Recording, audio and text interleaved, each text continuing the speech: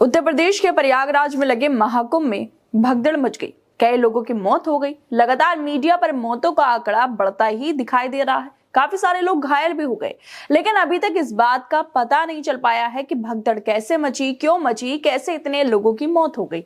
भगदड़ की तो कोई वजह पता नहीं चल पाई है, लेकिन अब सोशल मीडिया पर बागेश्वर धाम के पीठाध्यक्ष धीरेंद्र शास्त्री का नाम महाकुंभ और मुसलमानों से जोड़कर जरूर देखा जा रहा है। कहा जा रहा है कि अच्छा हुआ धीरेंद्र शास्त्री ने महाकुंभ में मुसलमानों का आने के लिए मना कर दिया था। मुसलमानों को धीरेंद्र शास्त्री को शुक्रिया बोलना चाहिए, क्योंकि वो लोग कुंभ में नहीं गए।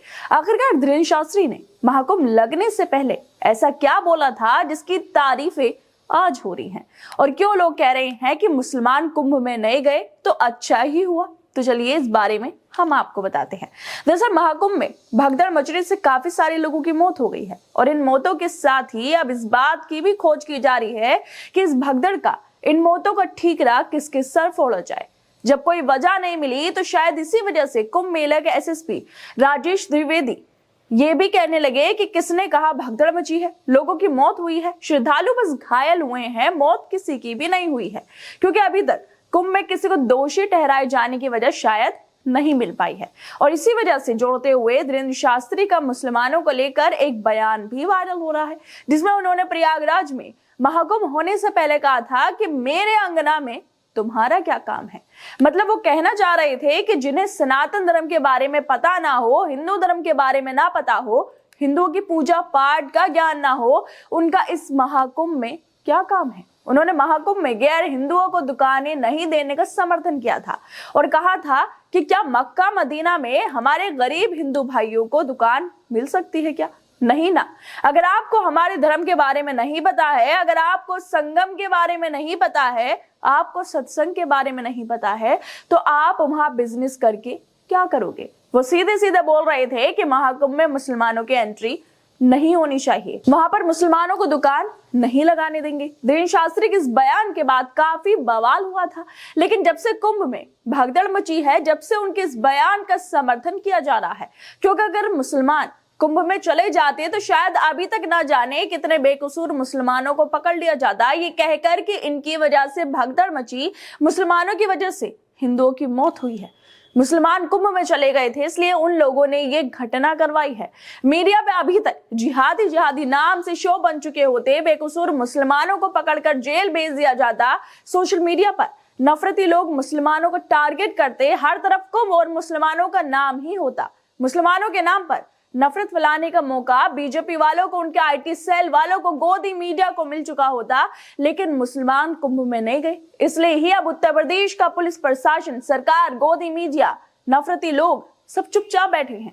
महाकुंभ में इतनी बड़ी घटना हो गई, लेकिन किसी की आवाज नहीं निकल पा रही है। मीडिया पर बड़े बड़े शोज नहीं हो रहे हैं। योगी आदित्यनाथ से, बीजेपी की सरकार से, उत्तर प्रदेश के प्रशासन से सवाल नहीं पूछे जा रहे हैं। शायद इसलिए मीडिया, अखबार, साधु संत, प्रधानमंत्री, गृह मंत्री सबके महाकुंभ में हुई मौतों पर दुख जताने के बाद कुंभ मेला के एसएसपी राजेश द्विवेदी कहते हैं कि कोई भगदड़ नहीं मची थी, ज्यादा भीड़ भाड़ थी, जिसकी वजह से कुछ श्रद्धालु घायल हो गए।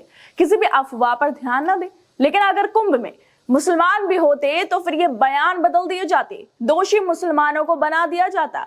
इसलिए शायद सोशल मीडिया पे लोग अब कह रहे हैं कि थैंक गॉड कि कुंभ मेले में मुसलमानों को इजाजत नहीं दी गई थी, वरना भगदड़ के लिए उन्हें दोषी ठहराया जाता।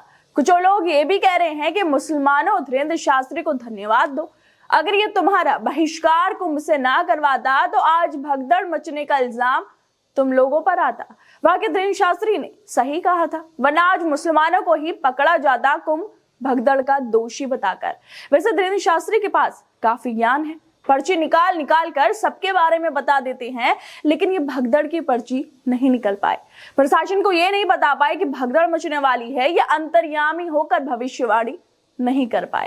खैर, ये भगदड़ की भविष्यवाणी ना कर पाए हों, लेकिन कम से कम इन्होंने मुसलमानों का कुंभ से बहिष्कार करवाकर मुसलमानों पर जबरदस्ती भगदड़ का दोष जो मंडने वाला था उससे बचवा लिया है। खैर दोस्तों, आप लोग क्या लगता है जिस तरह से अब धीरेंद्र शास्त्री का यह बयान वायरल हो रहा है, और दूसरी तरफ कुंभ में अभी तक वजह नहीं मिल पाई है। अगर वहां पर मुसलमान होते तो ये शायद वजह आप लोग मीडिया पर देख पाते, बीजेपी के ट्विटर पर देख पाते, आईटी सेल पर देख पाते कि मुसलमान इस भगदड़ के दोषी हैं। लेकिन मुसलमान वहां पे नहीं गए क्योंकि शायद धीरेन्द्र शास्त्री ने उनका बहिष्कार करवा दिया था।